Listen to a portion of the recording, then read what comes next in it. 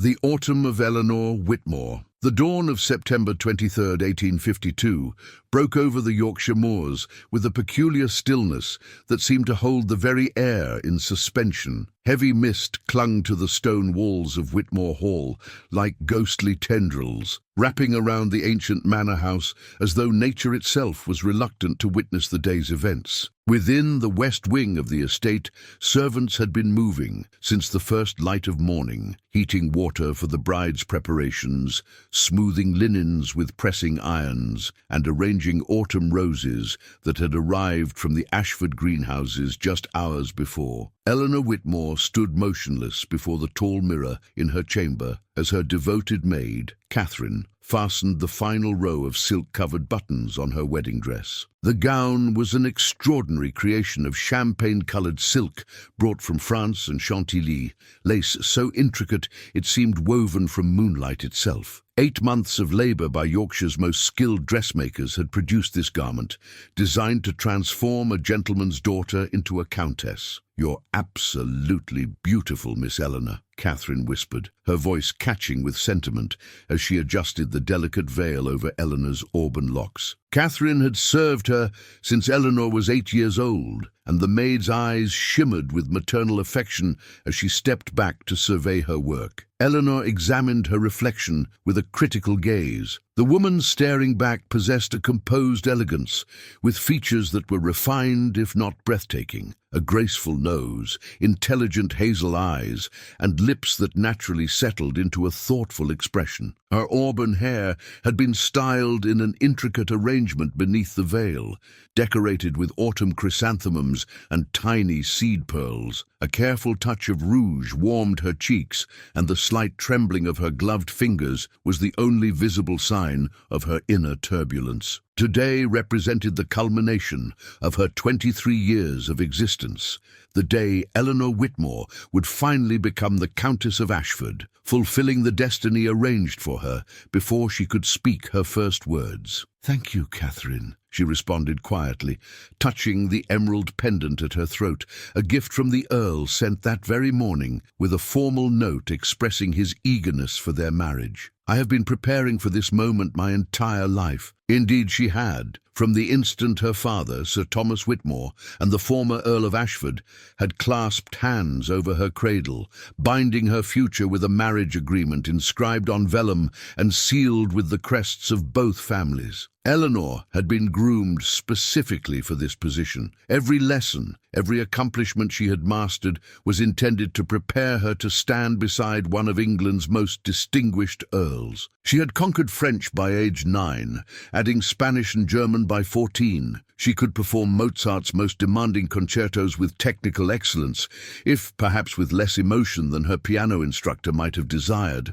Her portrait paintings had been commended by members of the Royal Society, and she could recite from memory the intricate protocols and delicate subtleties of proper conduct that governed aristocratic life. And somewhere through the years of training, the young girl's obedient acceptance had transformed into genuine attachment. She had encountered William Ashford only a handful of occasions, always in carefully supervised environments. Formal suppers, a garden gathering at his country manor, once at the theatre in London, where he had remarked favourably upon her Spanish. His composed manner and occasional pleasant comments had been sufficient for her romantic imagination to construct elaborate fantasies around him. In the privacy of her diary, she had rehearsed writing her new identity, Eleanor Ashford, Countess of Ashford. The graceful penmanship stood as evidence of her concealed anticipation. "The carriage is ready, miss," announced the steward Patterson from the entrance. His typically emotionless expression betrayed a trace of satisfaction as he beheld the bride. "Sir Thomas is prepared to escort you." Eleanor drew a steady breath, calming her nerves. Catherine carefully arranged the floor-length veil over her face, a symbolic partition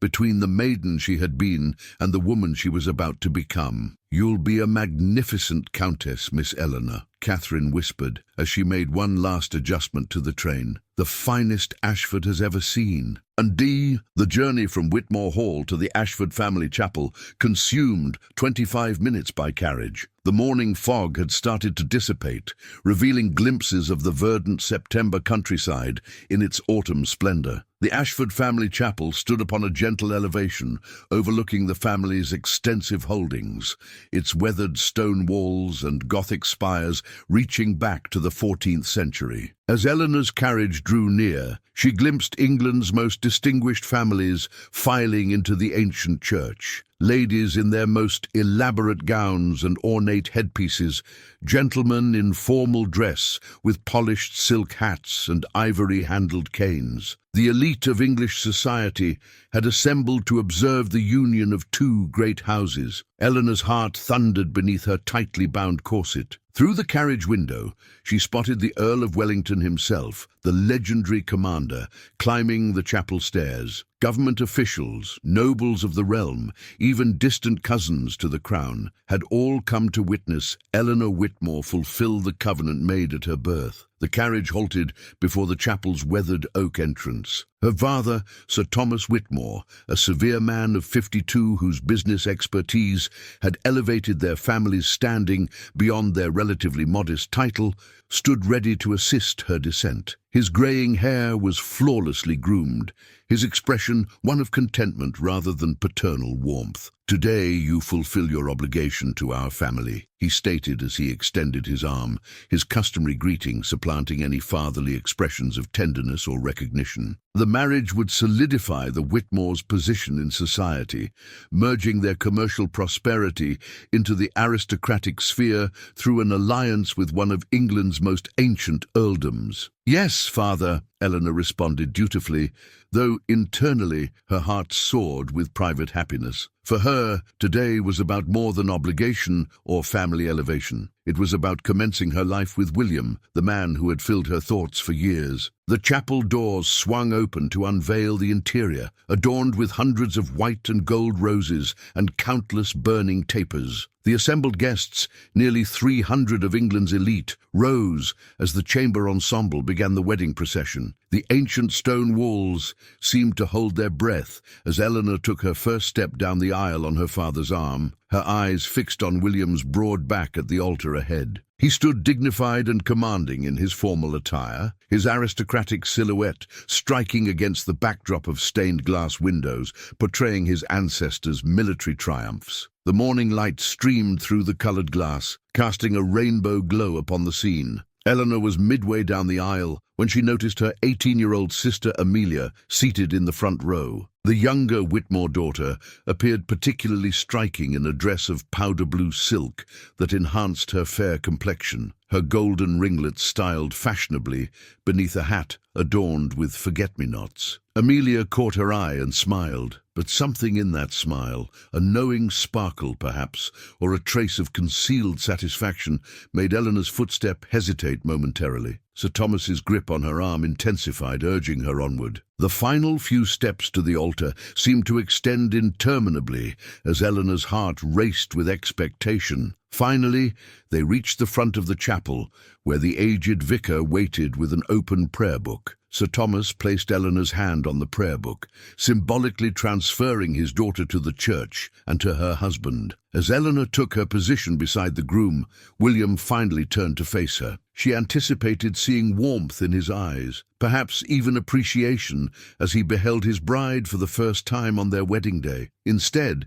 his expression was frigid, remote, and resolute. A chill that had nothing to do with the stone chapel's constant coolness coursed through Eleanor's body. Before the vicar could speak the first words of the marriage ceremony, William raised his hand in a gesture of interruption. "I must address the assembly," he announced, his voice resonating through the suddenly silent chapel. Eleanor stood paralyzed, still grasping her bouquet of white roses, lilies, and rosemary. The fragrance of the flowers suddenly seemed suffocating, overpowering. "I cannot proceed with this marriage," William declared, each word dropping like a stone into still water, sending waves of shock through the gathered guests. Gasps and whispers rose from the pews as fans fluttered with increased vigor. "I have come to understand that such a significant decision as marriage must be founded on more than mere agreements made in my childhood." Eleanor felt the blood flee from her face as William stepped away from her side. The distance between them, merely inches in physical space, seemed to stretch into an unbridgeable abyss. Miss Amelia Whitmore, he continued, turning toward Eleanor's younger sister, has captured my heart with her spirit and youth. It is she whom I wish to make my countess. Amelia rose from her seat in the front pew, a flush of victory coloring her cheeks as she met William's gaze. The shock that rippled through the congregation was tangible. Ladies reached for their smelling salts. Gentlemen exchanged glances of scandalized fascination, and the vicar's prayer book slipped from his stunned fingers to land with a thud on the stone floor. But none of these reactions penetrated the fog of humiliation and betrayal that surrounded Eleanor.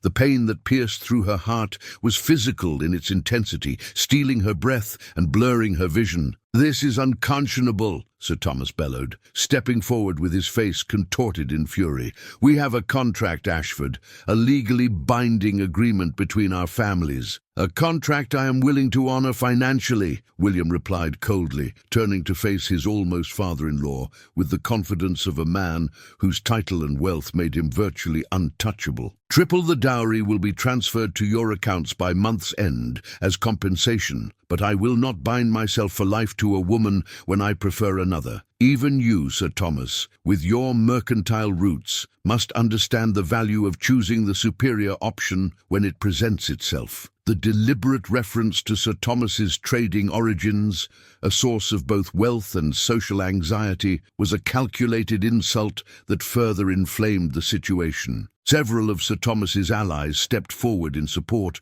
while the Ashford connections rallied around William. Eleanor stood motionless amid the growing chaos, her meticulously constructed world disintegrating around her. The sympathetic stares from the assembled guests, the furious flush on her father's face, Amelia's barely concealed expression of triumph, all of it swirled around her in a nightmarish tableau from which there was no escape. "Miss Eleanor," William said, finally addressing her directly, his voice lowered so that only she and those nearest could hear, "you are an accomplished woman, and I'm certain you will make some gentleman a suitable wife. But your sister possesses the youth and vivacity better suited to be my countess. I'm certain you understand the practical considerations." Practical considerations, as if her 23 years made her somehow less valuable than Amelia's 18. As if the devotion she had cultivated, the skills she had perfected, the dreams she had nurtured meant nothing compared to her sister's pretty face and flirtatious manner. With dignity she hadn't known she possessed, Eleanor handed her bouquet to Catherine, who had rushed to her side from where the servants observed at the back of the chapel. "I understand perfectly, your lordship," she replied, her voice remarkably steady despite the earthquake within. "You have made your preferences quite clear." She unfastened the emerald pendant from her throat, his gift delivered that very morning, and held it out to him. "I believe this belongs with your chosen countess." William looked momentarily disconcerted by her composure. Perhaps having expected tears or pleading, he took the necklace automatically, seeming uncertain for the first time in the proceedings. Eleanor then turned to Amelia, who at least had the grace to lower her eyes momentarily. "I wish you joy of your choice, sister," she said, each word precise and controlled. "May it bring you all the happiness you deserve." The subtle emphasis on the last word was not lost on Amelia, whose triumphant smile faltered slightly. With that, Eleanor gathered her elaborate train over one arm and turned away from the altar, head held high, despite the tears threatening to spill. She walked back down the aisle alone, the same path she had traveled moments before, as a bride now becoming her route of retreat. Each step measured and dignified, despite the whispers that followed her like a poisonous fog. Rejected at the altar for her own sister. At 23, practically on the shelf already, the Ashford curse strikes again. These fragments of gossip, which would soon spread throughout London society like wildfire, seemed to hang in the air around her. Eleanor Whitmore, who had always followed every rule, fulfilled every expectation, now found herself the central figure in what would undoubtedly become the scandal of the season. Outside, away from the curious eyes of society, Eleanor finally allowed herself to stumble. The September sunlight seemed a mockery of the darkness that had descended upon her life. Her carefully cultivated composure, maintained through years of training in proper behavior, shattered as the enormity reality of the humiliation washed over her. Miss Eleanor," Catherine called, rushing after her with a cloak to shield her from both the autumn chill and prying eyes. "Please, let me take you home." "Not home," Eleanor managed through trembling lips, the first tears beginning to spill onto her cheeks. "I cannot face those walls right now, knowing how Father will look at me, as the daughter who failed in her only duty.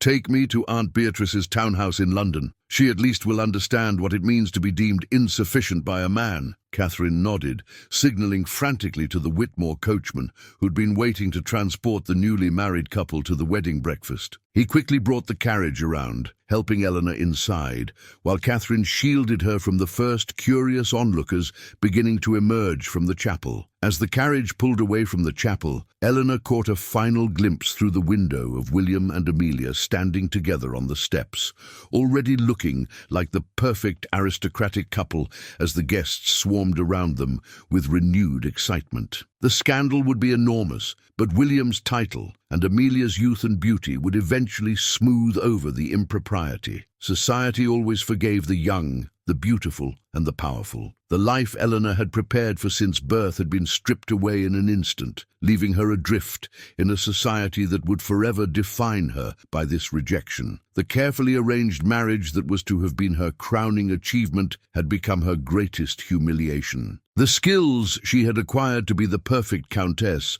now seemed as useless as a ship's sail in a desert. At 23, Eleanor Whitmore had become a cautionary tale, the woman rejected by the Earl of Ashford, abandoned at the altar for her younger sister. And as the carriage rattled over the country roads toward London, toward the uncertain sanctuary of her aunt's home, she had no idea how to begin again. The journey to London stretched before her like her new future, unknown, unplanned, and terrifying in its emptiness. The wedding gown that had been designed to mark her transformation into a countess now felt like a costume, its weight and restriction a physical manifestation of the expectations that had confined her life until this moment. As the Ashford estate disappeared behind them, Eleanor allowed herself something she had never permitted before, the freedom to weep openly with the abandon of a woman who had lost everything she had been raised to value. In that carriage, racing away from her shattered dreams,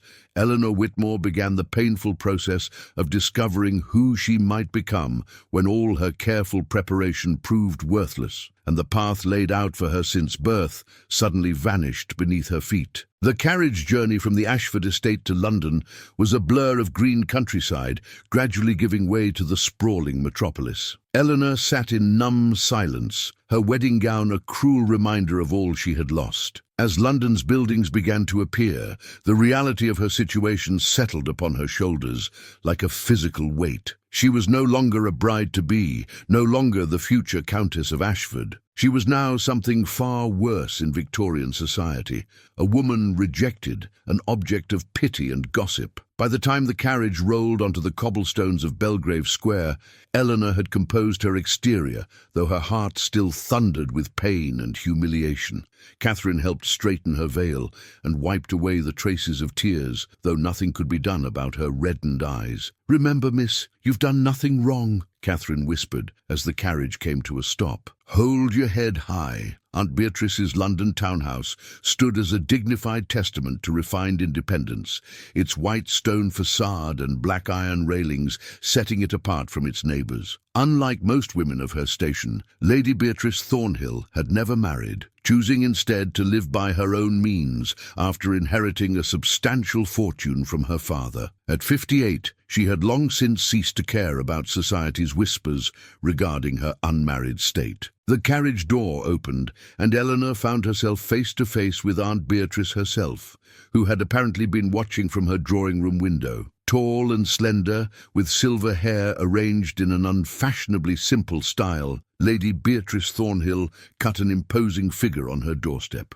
Her sharp eyes took in Eleanor's wedding attire, the carriage devoid of wedding guests, and her niece's devastated expression. With the quick intelligence that had allowed her to navigate society on her own terms for decades, she pieced together the situation immediately. Absolutely disgraceful, Aunt Beatrice declared, not waiting for an explanation as she helped Eleanor from the carriage. William Ashford always was an opportunistic scoundrel, just like his father before him. The old Earl tried to court me once, you know, before settling for his cousin's fortune instead. The elderly woman's outrage on her behalf provided the first balm to Eleanor's wounded heart.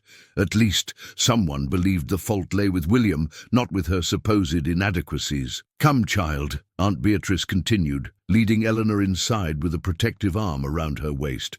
"What you need is a change of clothes, a pot of strong tea, and the knowledge that this humiliation will eventually pass. Harrison," she addressed her butler, "have the rose guest chamber prepared for Miss Whitmore. She will be staying with us indefinitely." The butler, a dignified man who had served Lady Beatrice for 15 years, merely nodded as if brides appearing on the doorstep in full wedding attire was a common occurrence. "Yes, my lady. And shall I have cook prepare a light luncheon?" "Indeed, and bring a tray of tea to my private sitting room immediately," Aunt Beatrice instructed as she guided Eleanor up the marble staircase. Once in the privacy of Aunt Beatrice's sitting room, with its comfortable furnishings and walls lined with books, rather than the fashionable silk wallpaper found in most Belgravia homes, Eleanor finally allowed her rigid posture to crumble. "How can I ever face society again?" she whispered, removing her veil with trembling hands. "All of London will know by evening that William Ashford rejected me at the altar for Amelia." "How can it pass, Aunt?" Isabella whispered, finally allowing her composure to crumble completely. "All of London witnessed my rejection. I am ruined." "Ruined?" Aunt Beatrice scoffed, removing her spectacles to polish them vigorously. "Hardly. You are merely freed from a most unfortunate match. In time you'll see this as the blessing it truly is." "A blessing?" Eleanor's voice rose in disbelief. "To be humiliated before all of society, to watch my sister take the position I was raised to fill. How can you possibly call that a blessing?" "Because I have lived long enough to recognize prison cells, even when they're gilded with countess coronets," her aunt replied calmly. "Tell me truthfully, Eleanor, did you love William Ashford? Not the idea of him, not the role he represented, but the man himself." The question caught Eleanor off guard. She had spent so many years preparing to be William's countess that she had rarely considered the man apart from his title. I thought I did," she said slowly, "but I barely knew him. We were never permitted more than a few minutes of conversation, always supervised." "Precisely," Aunt Beatrice said with a decisive nod. "You were being sold into a marriage with a stranger, a handsome stranger, with an impressive title, certainly, but a stranger nonetheless, and based on his actions today, a rather contemptible one at that." Eleanor couldn't argue with that assessment, though the wound was still too fresh to find comfort in it. "But what am I to do now? I've been trained for one purpose since infancy, to be the Countess of Ashford. Without that future, I have nothing." "Nonsense," Aunt Beatrice said firmly as a maid entered with the tea tray. "You have a first-rate education, a sharp mind, and the freedom to discover who Eleanor Whitmore might be beyond the role that was assigned to her." She poured the steaming tea into delicate porcelain cups. "Besides, you have me, and unlike your father, I value you for more than your marriage ability." In the days that followed, Eleanor retreated into the sanctuary of her aunt's vast library. Row upon row of leather-bound volumes offered escape from the reality of her situation, from the letters of sympathy that arrived daily, from her father's terse note announcing that Amelia and William would marry within the month, from the gossip that undoubtedly circulated through every drawing room in London. The library became her refuge, its oak shelves towering from floor to ceiling, filled with everything from ancient philosophy to modern novels. Here Eleanor could lose herself for hours, curled in the window seat that overlooked the small but exquisitely maintained garden behind the townhouse. Between pages of Austen, Bronte, and Wordsworth, Eleanor found temporary solace. Books demanded nothing of her. No perfect posture, no flawless Spanish pronunciation, no practiced smiles. They simply offered their worlds without judgment. One rainy afternoon, a week after what society had taken to calling the Ashford incident, Eleanor was deeply engrossed in Mary Wollstonecraft's A Vindication of the Rights of Woman when Aunt Beatrice entered the library with unusual excitement. "You cannot hide among these dusty tomes forever, my dear," she announced, pulling open the heavy curtains to let what little daylight penetrated the London rain clouds flood the room. "The Portuguese Duke of Almeida has arrived in London on diplomatic business, and I have secured us invitations to Lady Pemberton's literary salon this evening, where he will be in attendance." Eleanor looked up from her book with a frown. "I have no desire to be paraded before another aristocrat, Aunt, nor do I wish to face society's pitying glances so soon." "This is not about finding you another match," Aunt Beatrice insisted,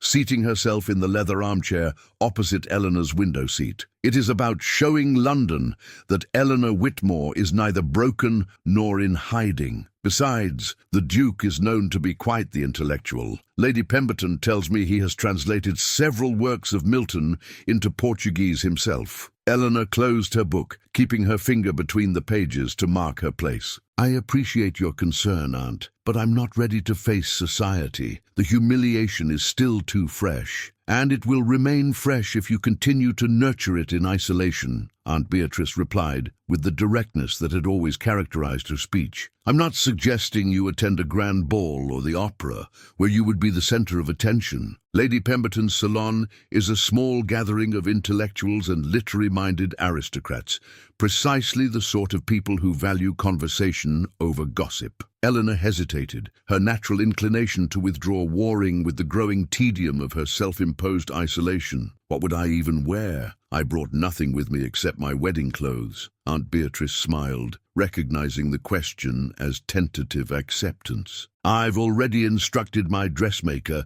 to send over several ready-made gowns that can be quickly altered to fit you. Nothing extravagant, simple, elegant attire suitable for a young woman of quality who values substance over ostentation." Despite her reluctance, Eleanor found herself dressed in a simple gown of deep burgundy silk that evening. Its modest cut and minimal embellishment a stark contrast to the elaborate wedding dress that now lay wrapped in tissue paper in the back of her wardrobe. Aunt Beatrice had been insistent, and in truth, Eleanor was beginning to tire of her own company and melancholy thoughts. Lady Pemberton's salon was held in the tastefully appointed drawing-room of her townhouse on Portland Place. Unlike the glittering balls of the season, where hundreds of guests crowded into ballrooms under blazing chandeliers, the salon was mercifully intimate. Only 25 guests gathered to discuss literature and ideas rather than gossip and marriage prospects. Still, Eleanor felt the weight of curious glances as she entered the room on her aunt's arm. Her story had undoubtedly reached every ear in London by now,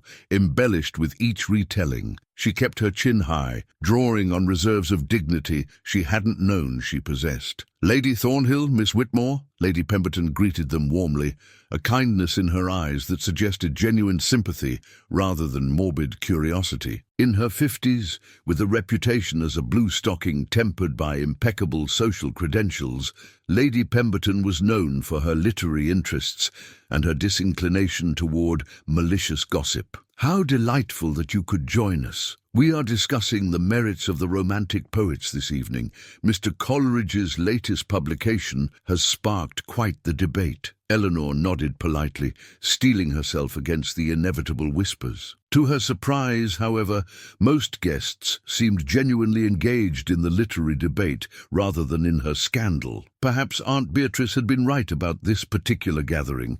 She found herself drawn into a conversation about Keats's Ode to a Nightingale with an elderly professor from Cambridge and a middle-aged woman who had published several volumes of poetry under a male pseudonym. The discussion was stimulating, requiring enough concentration that Eleanor momentarily forgot her personal troubles. "Señorita, may I offer a different perspective on Mr. Keats's work?" The deep voice with its distinct Portuguese accent came from behind her. Eleanor turned to find herself looking up into the most striking face she had ever encountered. The man who addressed her stood tall with olive skin, intelligent dark eyes, and features that appeared to have been sculpted by a Renaissance master. His formal attire was impeccably tailored, but subtly different from English fashion, the cut more continental, the fabric richer in texture. "Your Grace," Lady Pemberton said, appearing at Eleanor's side with remarkable speed, "allow me to present Miss Eleanor Whitmore and her aunt, Lady Beatrice Thornhill. Ladies, His Grace,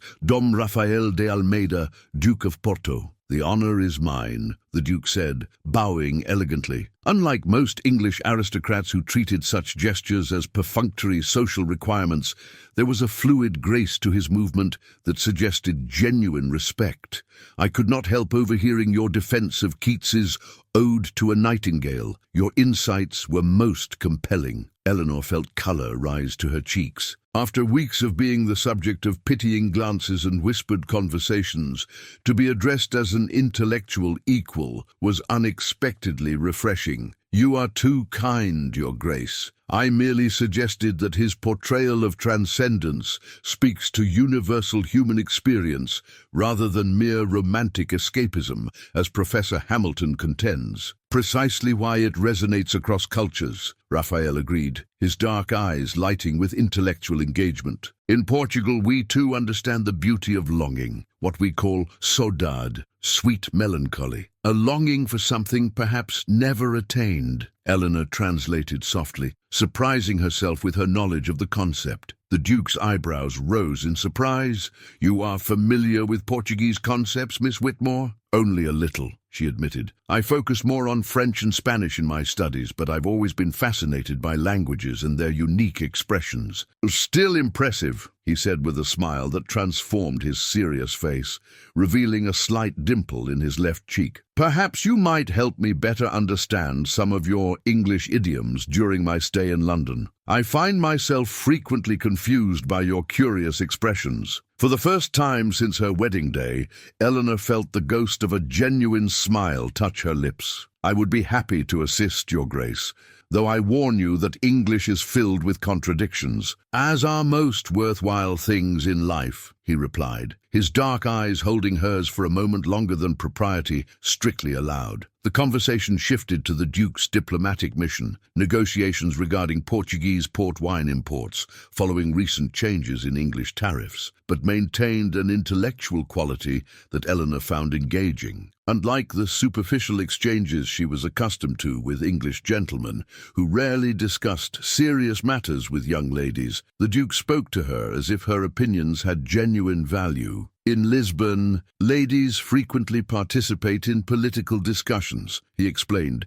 when she expressed surprise at his willingness to discuss trade policy with her. "My own mother served as an unofficial advisor to the royal court on matters of international relations. I find the English custom of relegating women to discussions of weather and fashion rather limiting." "Many English ladies would agree with you, Your Grace," Eleanor replied, "though few English gentlemen seem to share your perspective." As the evening progressed, Eleanor found herself engaged in the most stimulating conversation she had experienced in years. The Duke was not only well-read, but possessed a perspective entirely different from the London gentleman she had known. He spoke of literature as something lived, rather than merely studied, and listened to her opinions with genuine interest, rather than polite tolerance. "I must confess, Miss Whitmore," he said as the gathering began to disperse, "when I agreed to attend this salon, I expected polite academic discussion. I did not expect to find a kindred spirit." "Nor did I," Eleanor admitted. "It has been refreshing. Perhaps you would consider showing me the British Museum tomorrow," he asked. "I am told their collection of ancient manuscripts is unrivaled,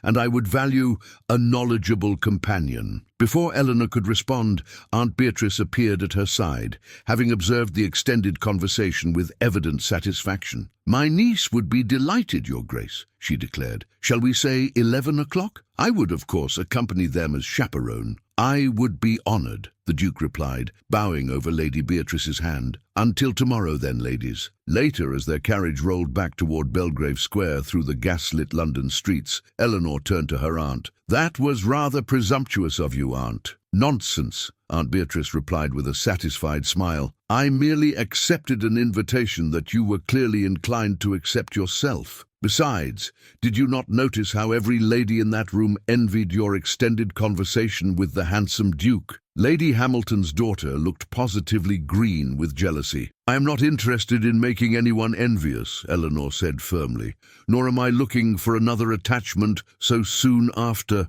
being fortunate enough to escape marriage to that unprincipled Ashford boy." Aunt Beatrice finished for her. "The Duke of Almeida seems a man of genuine character and intellect. I'm not suggesting you marry him, my dear, merely that you allow yourself to remember there are worthwhile men in this world, men who see value beyond youth and a pretty face." Eleanor turned to gaze out the carriage window at the gas-lit streets of London, the evening fog giving the lamps a ghostly halo. For the first time since her humiliation, she had passed an evening without dwelling on William's rejection or Amelia's betrayal. The Duke's interest had been in her mind, her thoughts, not in her family connections or her suitability as a countess. "He didn't mention it, you know," she said softly. "The scandal, he must have heard. Everyone has, but he spoke to me as if you were a woman of intelligence and substance, rather than merely a jilted bride," Aunt Beatrice suggested. "Perhaps because that is precisely what he saw." The carriage turned onto Belgrave Square, the horses' hooves echoing on the cobblestones. As they approached Aunt Beatrice's townhouse, Eleanor felt something stir within her. Not happiness precisely, but a tentative curiosity about what the future might hold. Perhaps Aunt Beatrice was right. Perhaps it was time to step back into the world, not as the woman rejected by the Earl of Ashford, but simply as Eleanor Whitmore, with her own thoughts, her own interests, and possibly her own future. That night, for the first time since the wedding day, Eleanor slept without dreaming of the chapel and William's cold eyes. Instead, her dreams were filled with the British Museum's marble halls and a voice with a Portuguese accent discussing Keats's poetry. When she woke, the heavy weight of humiliation had lightened just slightly, making room for something she had not expected to feel again so soon: anticipation. As she stood at her bedroom window, watching the morning light gradually illuminate London's rooftops, Eleanor realized that the path forward, though uncertain and unplanned, might hold possibilities she had never considered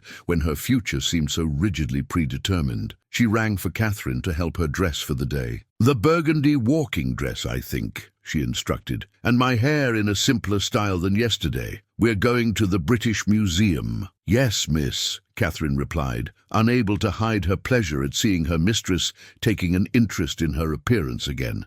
"And might I say, you look better this morning. There's some colour in your cheeks." Eleanor caught her own reflection in the looking-glass and was surprised to see that Catherine was right. The hollow-eyed ghost who had haunted her aunt's guest room for the past weeks had begun to recede, replaced by a woman with a spark of life returning to her hazel eyes. "It's just a museum visit, Catherine," she cautioned, not wanting to acknowledge even to herself that she was looking forward to seeing the Portuguese Duke again. "An educational outing, nothing more." "Of course, miss," Catherine agreed, though her knowing smile suggested she wasn't fooled. By the time 11 o'clock approached, Eleanor found herself standing in the entrance hall, outwardly composed but inwardly nervous, in a way that had nothing to do with the prospect of facing society again. The Duke of Porto had awakened something in her that she had thought permanently extinguished by William's rejection. Curiosity about another person, and perhaps more surprisingly,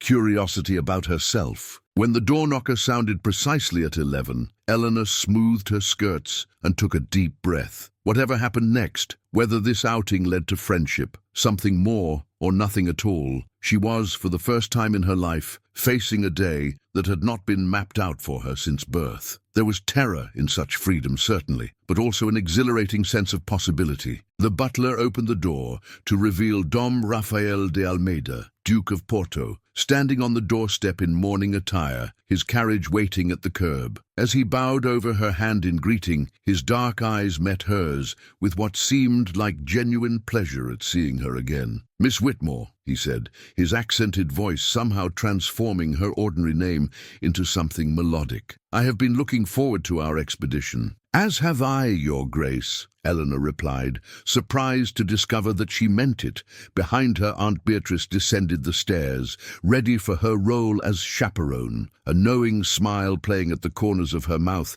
as she observed the way the Duke looked at her niece. As they stepped out into the autumn sunshine, Eleanor realized that for the first time since that terrible day at the Ashford Chapel, she was looking forward rather than back. The woman who had been rejected at the altar was beginning to recede, making way for a woman she was only just starting to discover. Eleanor Whitmore, not as she had been molded to be, but as she might choose to become. The visit to the British Museum marked the beginning of a transformation in Eleanor's life. What began as a simple cultural outing evolved into a series of encounters that gradually rekindled her spirit. As September's crisp days gave way to October's golden sunshine, Eleanor found herself stepping further from the shadow of her humiliation and into a life she had never imagined possible. Over the following weeks, London society observed with growing interest as Miss Eleanor Whitmore was frequently seen in the company of the Portuguese Duke. Their outings, always properly chaperoned by Lady Thornhill, became the subject of speculation in drawing rooms across Belgravia. The very society that had pitied Eleanor now watched with curiosity as she appeared at select gatherings with the distinguished foreigner at her side. What began with their visit to the British Museum expanded to afternoons in Kew Gardens, attendance at the Royal Academy's exhibition, and even a musical performance at the Royal Opera House. To Eleanor's surprise, each encounter deepened her appreciation for Raphael's character and intellect. Unlike William, who had barely spoken 10 sentences to her during their entire acquaintance, Raphael seemed genuinely interested in her thoughts. He asked questions about her opinions on everything from philosophy to poetry and actually listened to her answers. More surprising still, he often deferred to her knowledge on matters of English culture and history, treating her as an intellectual equal rather than a decorative companion. One particularly fine October afternoon found them strolling through Hampton Court Gardens, with Aunt Beatrice following at a discreet distance. The autumn foliage was at its peak, filling the air with the scent of fallen leaves and painting the landscape in vibrant colors that seemed to reflect Eleanor's gradually reawakening spirit. "In Portugal," Raphael told her, as they paused beside a particularly beautiful arrangement of chrysanthemums, "we have a saying, me vale bom entendimento que uma grande fortuna. A good understanding is worth more than a great fortune." "That's lovely," Eleanor replied, watching a bird alight on a nearby branch, "though I imagine many in English society would disagree." "As would many in Portuguese society," Raphael admitted with a wry smile that transformed his serious features. "The nobility is not so different across borders, I'm afraid. We are all taught to value lineage and fortune above character." "And yet you seem to have escaped that particular lesson, Your Grace," Eleanor observed, noting how he had greeted the gardener's apprentice with the same courtesy he showed to the head gardener they had encountered earlier. "Perhaps because I learned early that titles offer no protection against life's tragedies," he said, his expression growing serious. "My parents died when I was 16, a fever that swept through Porto. I inherited the dukedom far too young, with only my grandmother's guidance to see me through." "I'm so sorry," Eleanor said softly, touched by this glimpse into his past. In their many conversations, he had shared little about his personal history, focusing instead on ideas and observations. "It shaped me," Raphael continued, absently twirling a fallen leaf between his fingers. "Made me understand that life is unpredictable and precious. We must seize happiness where we find it, not where convention dictates it should be." They walked in comfortable silence for a moment, passing beneath an arbor heavy with autumn vines. The scent enveloped them, earthy and intoxicating in the warm afternoon air. "May I be bold, Miss Whitmore?" Raphael asked suddenly, pausing beneath the canopy of golden leaves. Eleanor felt her heart quicken. "You may." "I know of your recent situation," he said carefully. "London talks of little else, I'm afraid, but I want you to know that I see it as the Earl of Ashford's great misfortune, not yours." Eleanor stopped walking, her cheeks flushing with embarrassment. Of course he knew. Everyone knew. She had foolishly begun to hope that perhaps he had somehow missed the gossip or that he didn't care about it. But now the humiliation she had gradually been setting aside threatened to engulf her once more. "You need not offer kind falsehoods, Your Grace," she said stiffly, retreating behind the polite mask she had perfected over years of training. "I am well aware of how society views a rejected bride." "I offer no falsehoods," Raphael replied firmly, his dark eyes holding hers with an intensity that made it impossible to look away. "Only my own observation that a man who would humiliate a woman of your intelligence and grace reveals his own profound lack of judgment, not yours." His words, spoken with such conviction, broke through a barrier Eleanor hadn't realized she'd built. For weeks, she had carried the unspoken belief that she must somehow have been lacking, too plain, too serious, too old at 23 compared to Amelia's 18 years. "Thank you," she whispered, blinking back unexpected tears. Raphael reached for her gloved hand, a gesture that would have been improper had Aunt Beatrice not been distracted by an exotic plant several yards away. "In Portugal, we also believe that sometimes fate leads us through darkness, only to reveal a brighter path," he said softly. "Perhaps your Ashford was merely an obstacle on your true journey." The warmth of his hand through her glove sent an unfamiliar but not unwelcome sensation through Eleanor.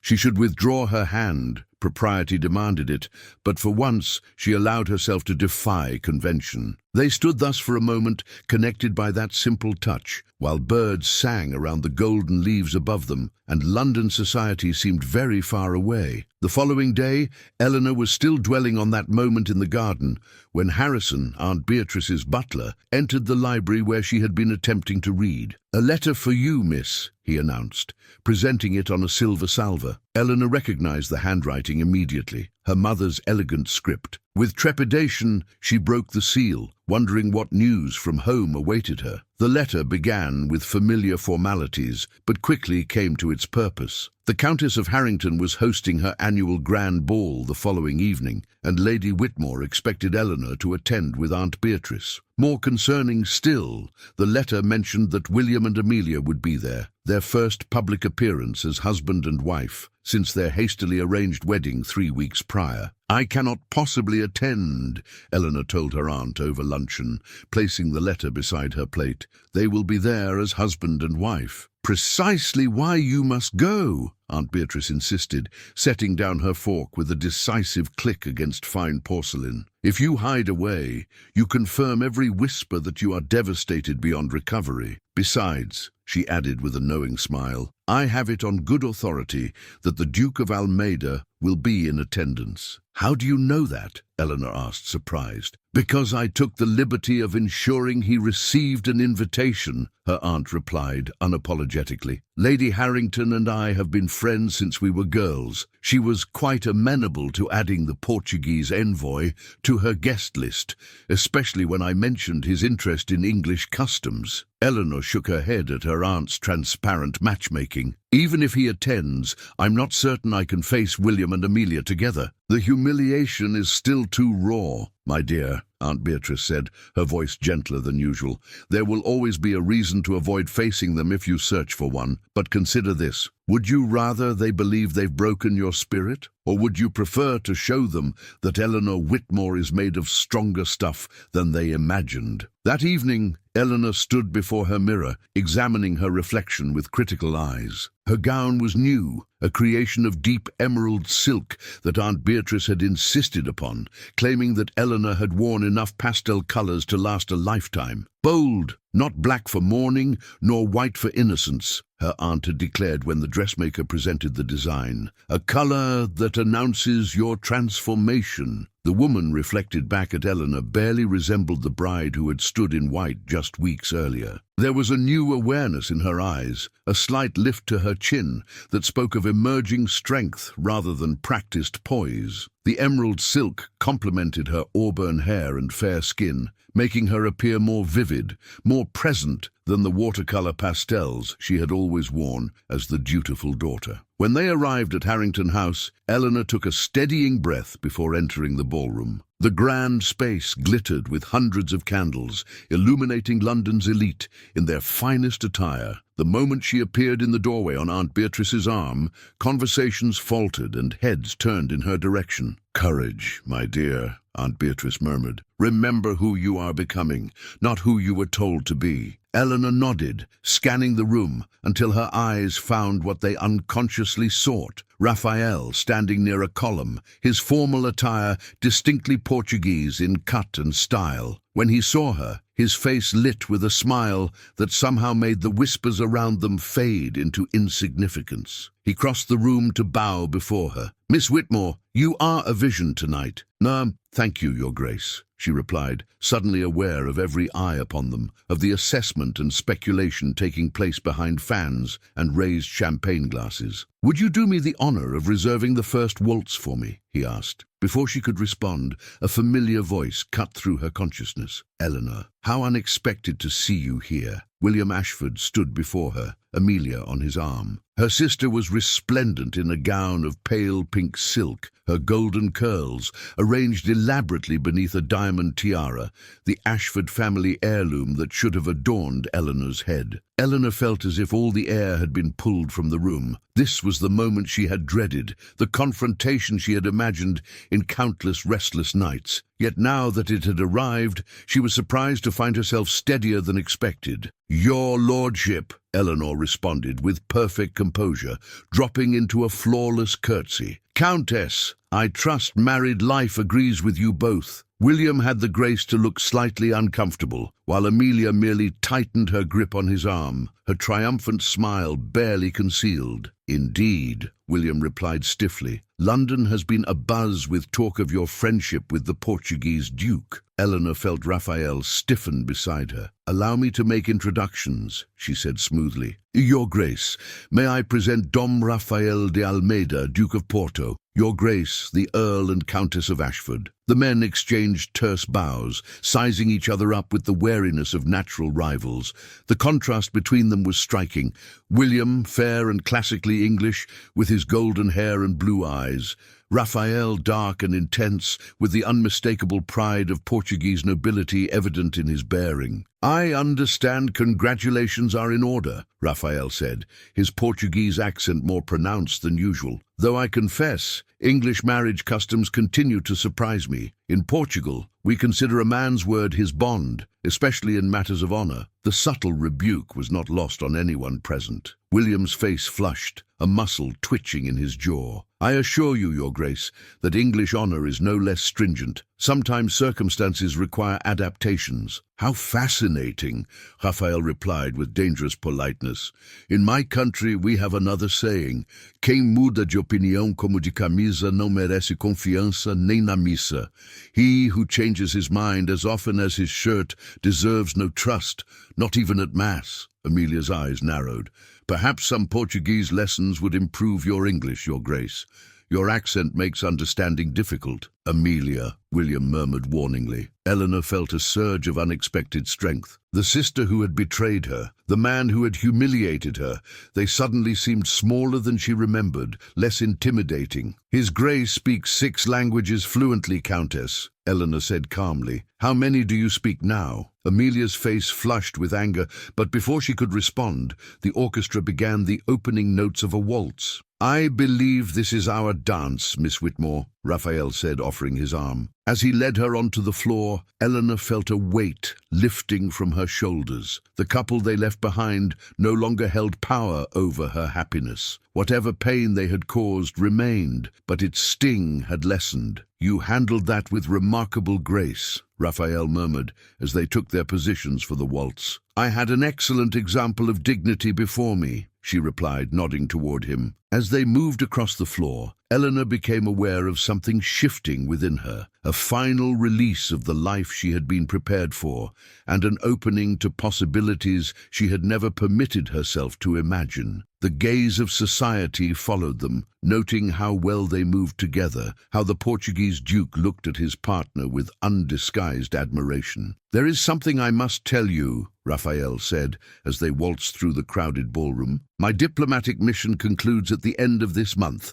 I will be returning to Portugal." Eleanor felt a sharp pang of disappointment. "So soon?" "Yes," he confirmed. "But before I go, there is something I must ask you." The music swelled around them as he guided her through the steps with confident ease. Other couples danced around them, but for Eleanor they might as well have been alone. "In these weeks I have come to admire you greatly, Eleanor," he continued, his voice low enough that only she could hear. "Your intelligence, your resilience, your gentle heart. I find myself unable to contemplate returning to Portugal without knowing if you might consider a future there." Eleanor nearly missed a step. "Your Grace, are you suggesting—" "I am suggesting nothing yet," he interrupted gently. "Only asking if you might be open to the possibility of a life very different from the one you had planned. Portugal is not England. Porto is not Yorkshire, and I am not the man you were promised to since birth." "No," Eleanor agreed, her smile touching her lips. "You are nothing like him, thank heaven." Raphael's eyes widened at her response, then crinkled with pleasure. "Does that mean you might consider my offer?" "I believe it means I would like to hear more about this offer," Eleanor replied, surprising herself with her boldness. "Perhaps tomorrow in the park?" As the waltz ended, Raphael bowed over her hand. "Tomorrow, then." For the remainder of the evening, Eleanor moved through the ballroom with a new lightness. She noted the speculative glances, heard the whispers that followed her, saw William watching her with an expression she couldn't quite decipher. None of it mattered. For the first time in her life, Eleanor Whitmore was contemplating a future shaped by her own choices, rather than by agreements made over her cradle. Later, as the carriage carried them back to Belgrave Square, Aunt Beatrice observed her niece with satisfaction. "You seem different tonight," she remarked. "More present." "I feel different," Eleanor admitted, "as if I've stepped out of a role I've been playing all my life." "And how does it feel, this freedom?" her aunt asked. Eleanor considered the question. "Terrifying," she said honestly, "and exhilarating. The best things often are," Aunt Beatrice replied with a knowing smile. That night, as Eleanor prepared for bed, she found herself drawn to the window. The London sky was unusually clear, with stars visible despite the city's gas lamps. Somewhere beyond the horizon lay Portugal, a country she had studied but never visited, a place as foreign to her as the concept of choosing her own path had been just weeks ago. "Porto," she whispered, testing the name on her tongue. The word itself sounded like freedom, like possibility. As Catherine helped her out of her emerald gown, Eleanor caught sight of her reflection once more. The woman who gazed back at her from the mirror was neither the bride rejected at the altar, nor the perfect countess in training she had been raised to be. This was someone new emerging, Eleanor Whitmore, discovering herself for the first time. "You seem happy tonight, miss," Catherine observed, as she brushed out Eleanor's hair. "It's good to see." "Do I?" Eleanor asked, genuinely surprised. "I'm not certain happy is the right word, but I feel alive, as if I've been sleepwalking all these years and have finally awakened." The following morning dawned bright and clear, as if London had decided to put aside its usual grey demeanour in honour of the decision Eleanor faced. As she prepared for her walk in Hyde Park with Raphael, she found her thoughts unusually serene. Their meeting was set for 11 o'clock, and Eleanor found herself ready well before the appointed hour, dressed in a walking ensemble of deep teal that complemented her eyes. She paced the drawing room, rehearsing possible responses to what she suspected would be a formal proposal. "You seem remarkably composed for a woman about to receive a proposal," Aunt Beatrice observed as she entered the room, her perceptive eyes missing nothing. "We don't know that's what he intends," Eleanor reminded her aunt, though her heart quickened at the possibility. "Don't we?" Aunt Beatrice raised an eyebrow. The man has called upon you nearly every day for 4 weeks and looks at you as though you've personally hung the moon and stars. If that isn't a man on the verge of a proposal, I've misread every romance since King George was in short pants. Eleanor smiled at her aunt's characteristically blunt assessment. Even if you're right, I'm not certain what my answer should be. Portugal is so far away and so different from everything I know. Which might be precisely what you need, her aunt replied thoughtfully, settling into her favorite armchair. You were molded since infancy to be the perfect English countess. Perhaps it's time to discover who Eleanor Whitmore might become when freed from those expectations. But what about you? Eleanor asked. What about my family? I have survived 58 years quite successfully on my own, Aunt Beatrice replied dryly. I dare say I can manage without you, though I would miss you terribly. As for your family, Carson, she hesitated. Your father sees you primarily as a failed investment, and your sister has betrayed you in the most personal way imaginable. Perhaps distance from them would not be entirely unwelcome. Before Eleanor could respond, Harrison announced the arrival of the Duke of Porto. Eleanor smoothed her skirts, took a deep breath, and prepared to face a future she had never imagined. When Raphael entered the drawing room, Eleanor was struck once again by how his presence affected her. It wasn't merely his handsome features or his title. She had been raised among handsome aristocrats all her life. Rather, it was the quality of his attention, the sense that when he spoke with her, she was truly seen. Miss Whitmore, he said, bowing over her hand. Lady Thornhill, you both look radiant this morning. Flattery will get you everywhere, Your Grace, Aunt Beatrice replied with unusual warmth. Now, shall we proceed to the park? I understand it's particularly lovely this time of year. Duty. They walked through Hyde Park at a leisurely pace, Aunt Beatrice maintaining a discreet distance behind them, close enough for propriety, far enough for private conversation. The park was filled with fashionable Londoners taking their morning exercise, many of whom observed the trio with undisguised curiosity. I've been thinking about what you said last night, Eleanor began, when they reached a secluded bend in the path overlooking the Serpentine. And I have been thinking of little else, Raphael admitted. Perhaps I was too forward. If so, No, Eleanor interrupted gently. You weren't too forward. In fact, your honesty has been refreshing. All my life, I've lived with careful words and hidden meanings. You speak directly, and I value that more than I can express. Raphael smiled, visibly relieved. Then may I continue to be direct? When Eleanor nodded, he reached into his coat and withdrew a small velvet case. This belonged to my grandmother, he said, opening it to reveal an exquisite ring, a deep blue aquamarine surrounded by diamonds. In Portugal, we consider aquamarines symbols of courage and clarity, values I have found abundantly in you, Eleanor. He took her hand, his expression solemn yet filled with warmth. I did not come to England seeking a bride. I came on diplomatic business, expecting nothing more than tedious negotiations and formal dinners. Instead, I found a woman of extraordinary character, intelligent, kind, and stronger than even she knows. Eleanor felt tears gathering in her eyes as he continued.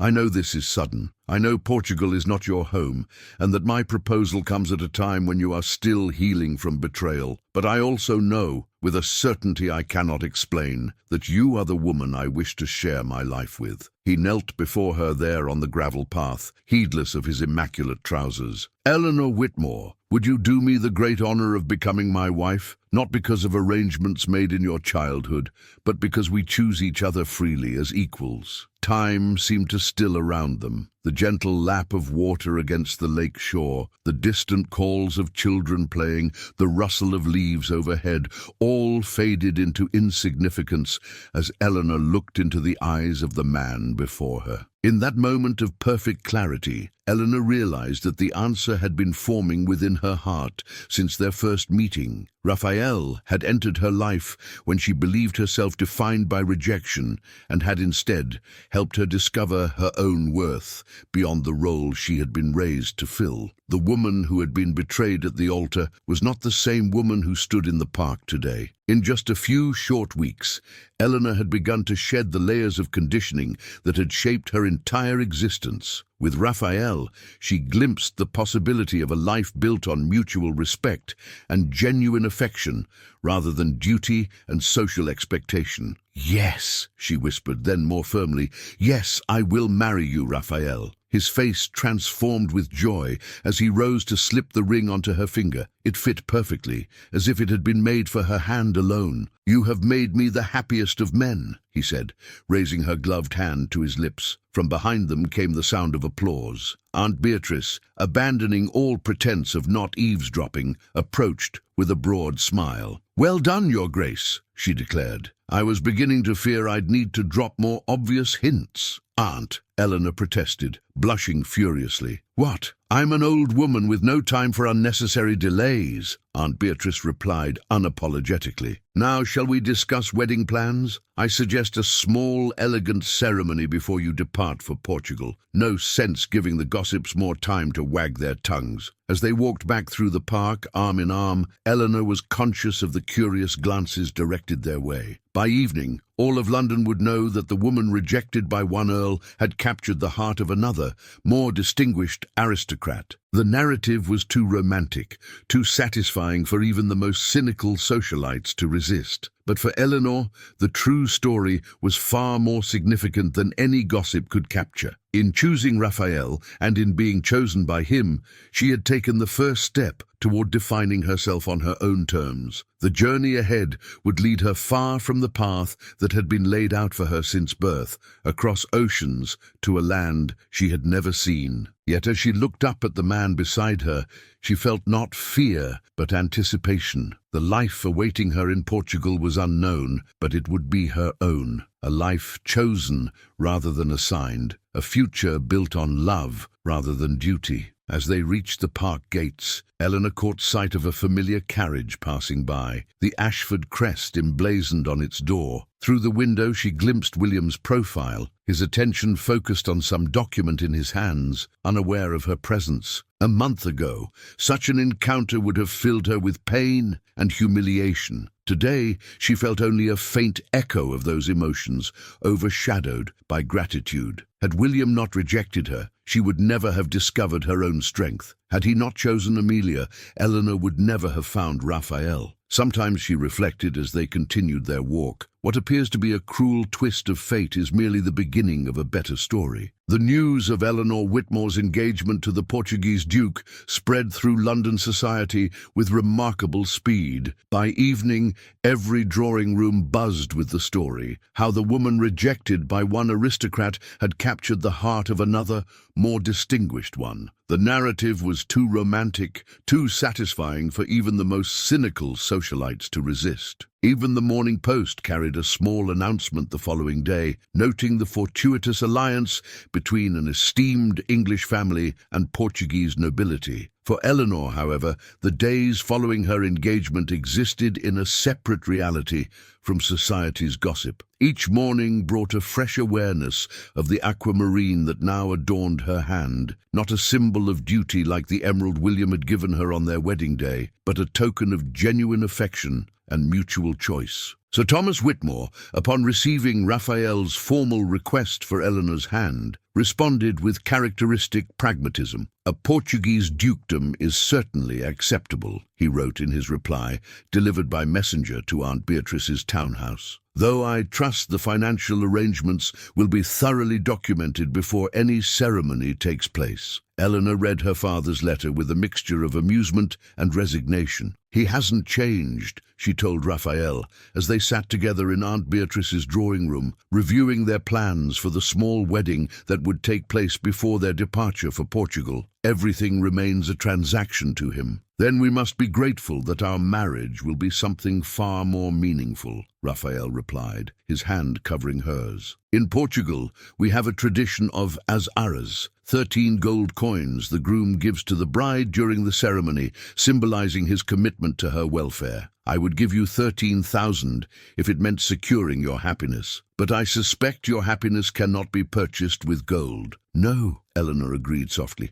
It cannot, though I confess I'm curious about all the Portuguese traditions we'll incorporate into our ceremony. We will blend the best of both our cultures, Raphael promised, just as we will in our life together. The wedding preparations proceeded with remarkable speed, guided by Aunt Beatrice's efficient hand. A small ceremony at St. George's in Hanover Square was arranged for the first week of November, allowing just enough time for a proper announcement and the gathering of necessary documents, but not so long that London society would have excessive opportunity to speculate or interfere. A month is rather quick, Eleanor had worried when Aunt Beatrice first proposed the timeline. Nonsense, her aunt had replied. It's perfectly respectable for a woman of your age, particularly given the circumstances. Besides, the Duke's diplomatic duties require his return to Portugal.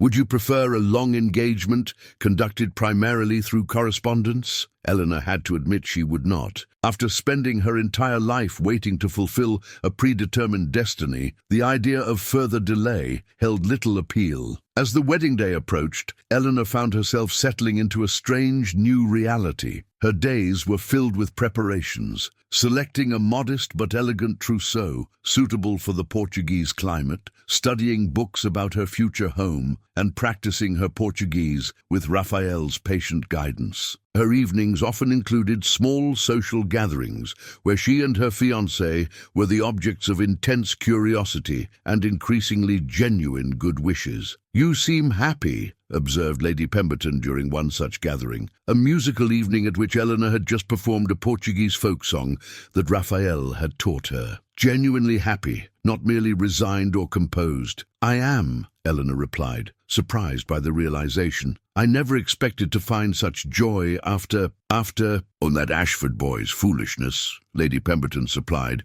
when Eleanor hesitated. "My dear, sometimes the greatest blessings arrive disguised as disappointments.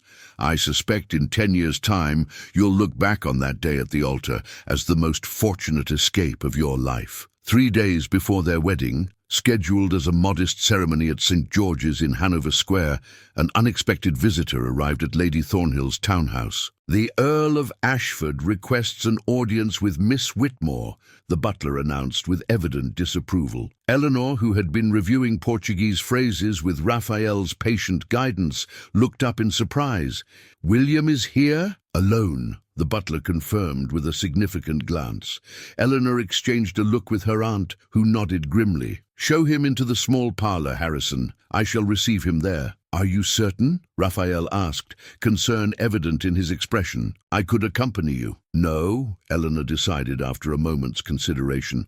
"This is a conversation I need to have alone, to properly close that chapter of my life." Raphael's dark eyes searched hers. "As you wish, but I will be close by if you need me." Eleanor touched his cheek gently. "I know. That makes all the difference." William stood stiffly by the window when Eleanor entered the parlour, his back to the door as he gazed out at the square. The afternoon sun illuminated his golden hair and broad shoulders, the same figure that had once dominated her dreams and expectations. He turned at the sound of the door, and she was struck by how diminished he seemed compared to her memories. Still handsome, still aristocratic, but somehow less imposing than the man who had occupied her imagination for years. "Eleanor," he began, then corrected himself. "Miss Whitmore, thank you for agreeing to see me." "What brings you here, your lordship?" Eleanor asked, maintaining a polite distance. She deliberately kept her left hand, with Raphael's aquamarine ring, visible as she clasped her hands before her. William's eyes flickered to the ring before returning to her face. "I've come to offer my congratulations on your engagement. The Duke of Porto is well respected in diplomatic circles." "Thank you," Eleanor replied simply, "though I doubt you came merely to convey congratulations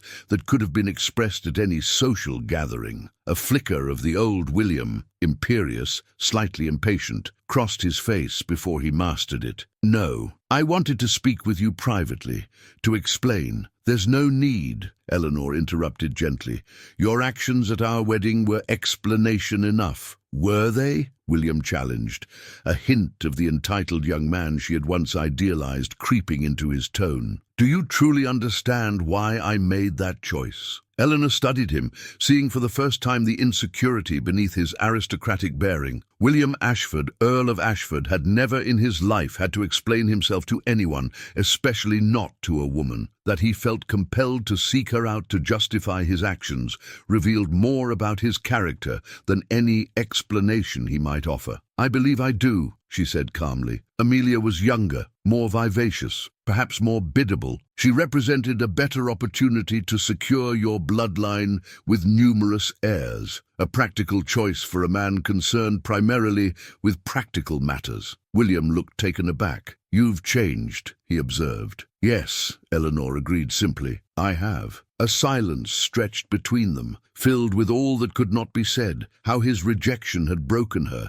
how she had rebuilt herself into someone stronger, how that strength had allowed her to recognize a love far deeper than anything she had imagined feeling for him. "I did not come to justify my actions," William said, after an awkward pause. "I came because Amelia is not well. The transition to countesshood has been difficult for her. She struggles with the responsibilities, the expectations." Eleanor felt a pang of sympathy for her sister, despite everything. Amelia had been raised as the pretty, charming younger daughter, never expected to shoulder the burdens that Eleanor had been trained for since birth. "I'm sorry to hear that, but I fail to see how this concerns me." "You were trained for that role your entire life," William said, a note of desperation entering his voice. "You would have managed it flawlessly. I realize now that perhaps I acted hastily." The implication hung in the air between them.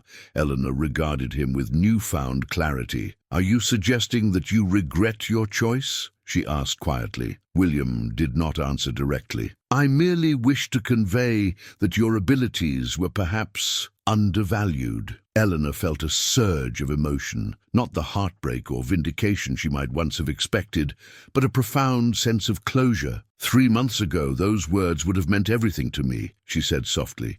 "Today, they mean nothing at all. I wish you and Amelia every happiness, William, truly, but my future lies elsewhere." She moved toward the door, pausing with her hand on the handle. "Perhaps you might try seeing Amelia as more than a young, pretty bride. She has strengths of her own, different from mine. If you look for them, you might find a true partner rather than merely a countess." William stared at her, astonishment evident in his features. "You've become quite philosophical, Eleanor." "Not philosophical," she corrected him with a small smile.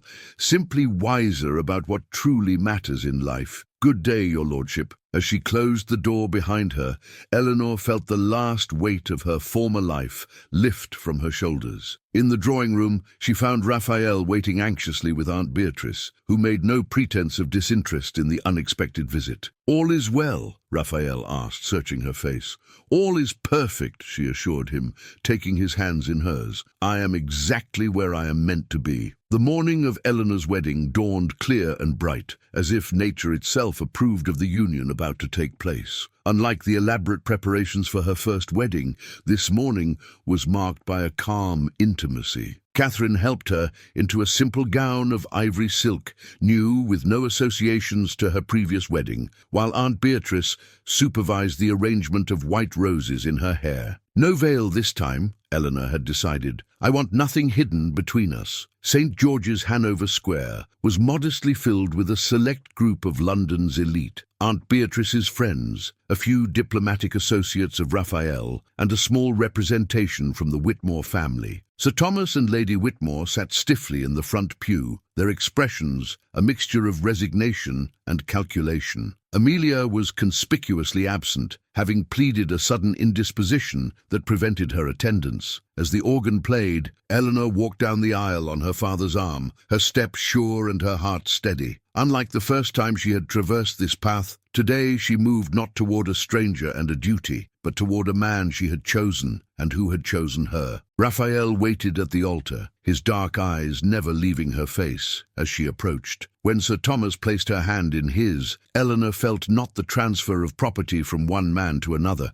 but the joining of equals embarking on a shared journey. The ceremony proceeded without interruption or hesitation. When the priest asked, "Who giveth this woman to be married to this man?" Sir Thomas answered with formal correctness, but Eleanor knew the truth. She gave herself freely and with clear eyes. As she spoke her vows in the sunlit church, her gaze never left Raphael's face, the face of a man who had chosen her for herself, not for duty or bloodlines or social expectations. When he slipped the gold band onto her finger to join the aquamarine engagement ring, his hands were steady and warm.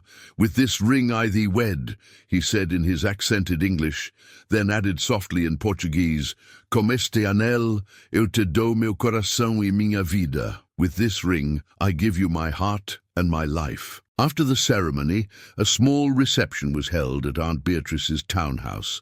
As Eleanor moved among the guests on her husband's arm, the word still new and wonderful in her mind, she caught her father's eye across the room. Sir Thomas raised his glass slightly in acknowledgement, his expression inscrutable. It was as close to a blessing as she would receive from him, and Eleanor found that it was enough. "Are you happy, my dear?" Aunt Beatrice asked, as the reception drew to a close. "More than I ever imagined possible," Eleanor replied honestly. "Then my work here is done," her aunt declared with satisfaction, "though I shall expect detailed letters from Portugal, and perhaps a visit when you've settled in." "You will always be welcome," Raphael assured her, bowing over the elderly woman's hand. "Without you, I might never have found my Duchess." "Oh, you would have found her," Aunt Beatrice replied with a knowing smile. "Some things are simply meant to be." 3 days later, Eleanor Whitmore, now Eleanor de Almeida, Duchess of Porto, stood on the deck of the ship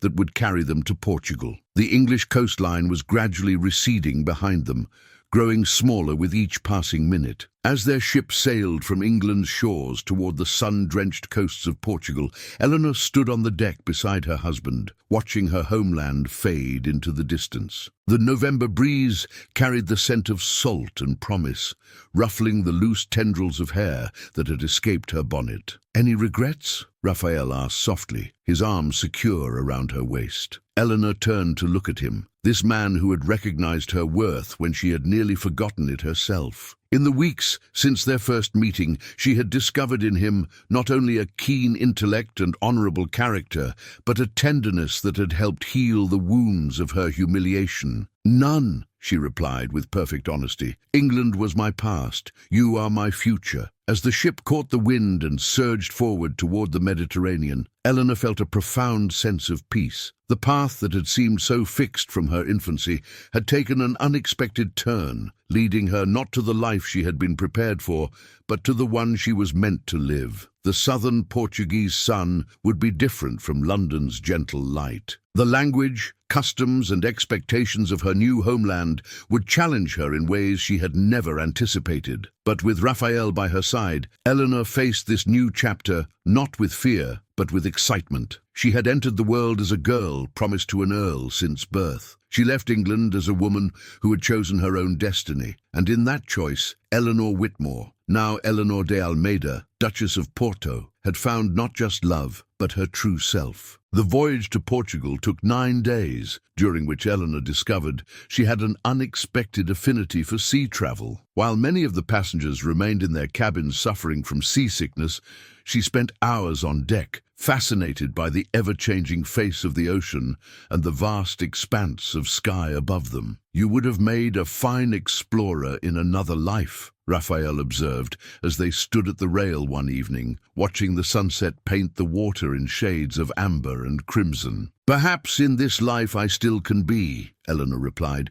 "There is an entire country waiting for me to discover it." Raphael smiled, pulling her closer. "And I shall be your guide, though I warn you, once you've seen Porto, you may never wish to leave." "Tell me about our home," Eleanor requested, leaning into his embrace. "You've described the palace and the grounds, but what of the people? What of our daily life there?" As twilight deepened around them, Raphael painted a picture of their future with words. The ancient stone walls of the Palacio de Almeida overlooking the Douro River, the vineyards that filled the hillsides with terraced beauty, the staff who had served his family for generations and would welcome her as their new duchess. "My steward, Antonio, has been with us since before I was born," he told her. "His wife, Maria, runs the household. They have been preparing for your arrival with great enthusiasm. I believe Maria has already planned menus for the first month to introduce you to Portuguese cuisine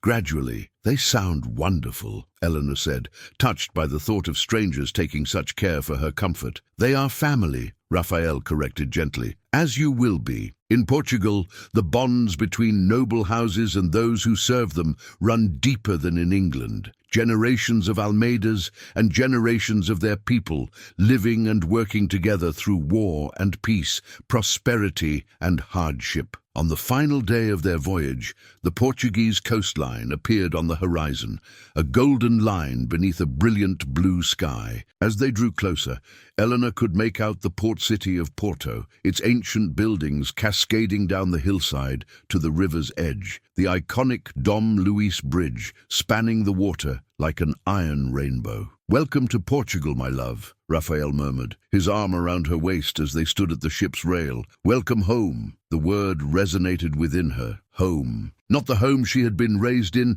nor the Ashford estate she had been prepared to preside over, but a new home of her own choosing. As the ship maneuvered into the harbour, Isabella felt a surge of anticipation and joy.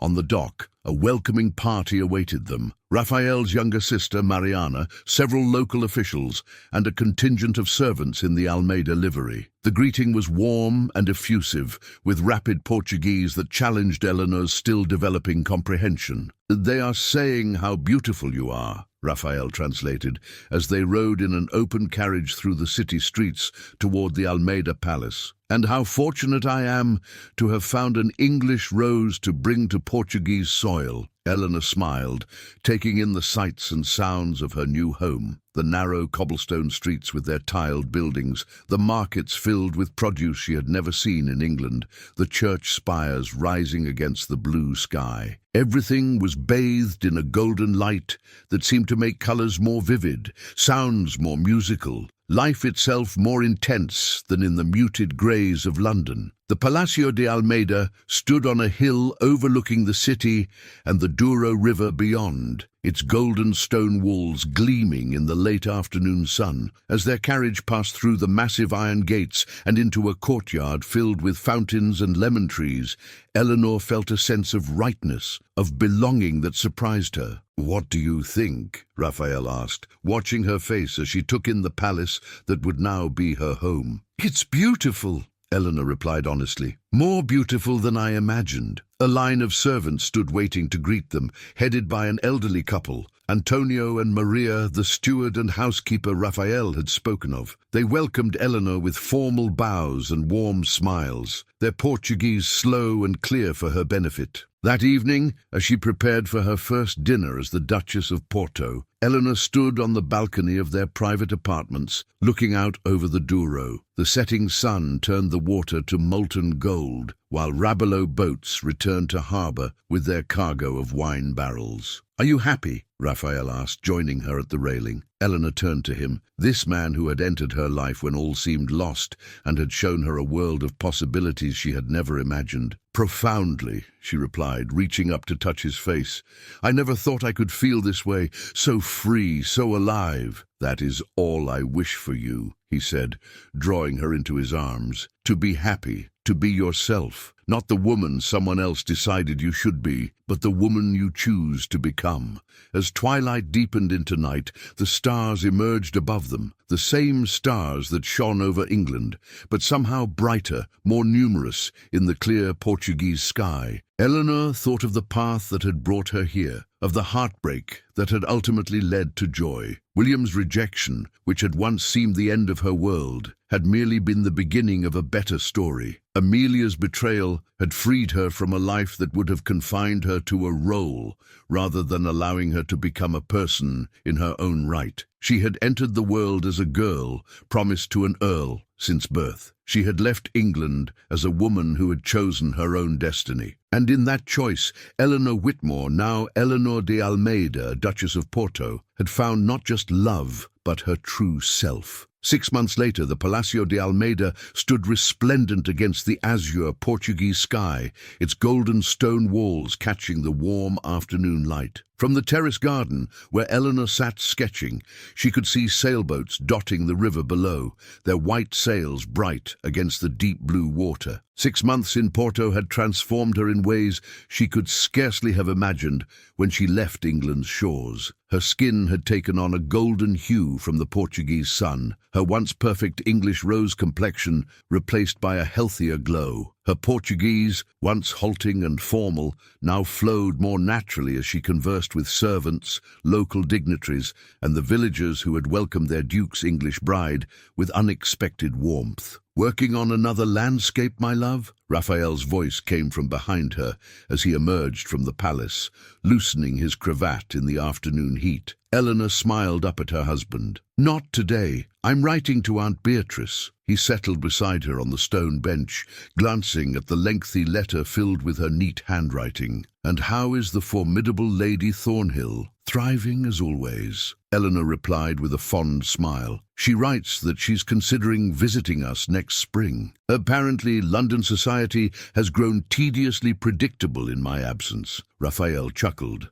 "I look forward to it. Your aunt's observations on Portuguese customs will undoubtedly be entertaining." Eleanor set aside her writing. "She also sent news of the Ashfords." "Did she?" Raphael's tone remained neutral, but his eyes betrayed his interest. "Amelia is with child," Eleanor said, "due in the summer, and apparently she has surprised everyone by taking a keen interest in the management of the Ashford estates. Aunt writes that she's quite transformed from the flighty girl she once was." "And how does this news make you feel?" Raphael asked gently. Eleanor considered the question honestly. "Happy for her," she said finally. "Truly happy. We were both shaped by our father's ambitions, though in different ways. Perhaps Amelia, like me, simply needed the freedom to discover her own strengths." Raphael reached for her hand, his thumb brushing over the aquamarine ring that now shared her finger with a wedding band of Portuguese gold. "You have a generous heart, Eleanor." "I have a full one," she corrected him with a smile. "It's easier to be generous when one wants for nothing." A servant approached, bowing respectfully. "Your Graces, the delegation from Lisbon has arrived." "Thank you, João," Raphael replied. "Please show them to the library. We will join them shortly." As the servant departed, Eleanor rose to prepare for their guests. The king's representatives had come to discuss Raphael's proposals for modernizing Porto's port facilities, a project he had developed with Eleanor's unexpected but valuable input. "Ready to astonish the king's men with your insights on maritime commerce?" Raphael asked with a proud smile. "I believe so," Eleanor replied confidently. In England, her education had been focused on making her an ornamental countess, accomplished in arts and languages, but never in matters of true substance. Here in Portugal, Raphael had encouraged her to apply her intelligence to practical matters, valuing her perspective on everything from agricultural improvements to diplomatic relations. As they walked arm in arm through the sunlit corridors of the palace that was now her home, Eleanor reflected on the extraordinary journey that had brought her here. The humiliation that had once seemed unbearable had become, in retrospect, the first step toward a happiness she could never have found